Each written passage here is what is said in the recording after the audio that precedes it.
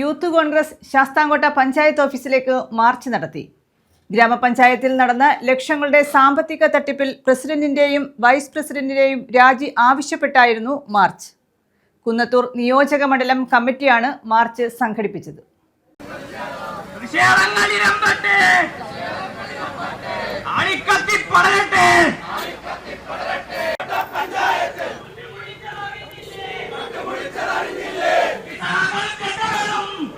ശാസ്താംകോട്ട ഗ്രാമപഞ്ചായത്തിൽ ഡിവൈഎഫ്ഐ നേതാവ് ലക്ഷങ്ങളുടെ സാമ്പത്തിക തട്ടിപ്പ് നടത്തിയ സംഭവത്തിൽ അന്വേഷണം ആവശ്യപ്പെട്ടാണ് കുന്നത്തൂർ നിയോജകമണ്ഡലം യൂത്ത് കോൺഗ്രസ് കമ്മിറ്റിയുടെ നേതൃത്വത്തിൽ മാർച്ചും ധർണയും സംഘടിപ്പിച്ചത്.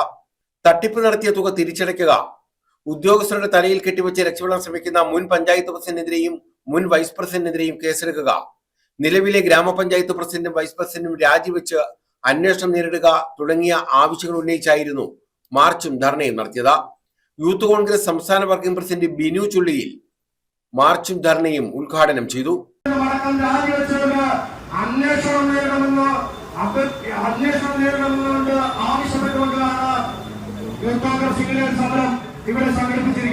വൈ ഷാജഹാൻ, തുണ്ടൽ നൌഷാദ്, അനൂതാജ, സുരേഷ് ചന്ദ്രൻ, PM സെയ്ദ് തുടങ്ങിയവർ പങ്കെടുത്തു. News bureau, Sasthamkotta.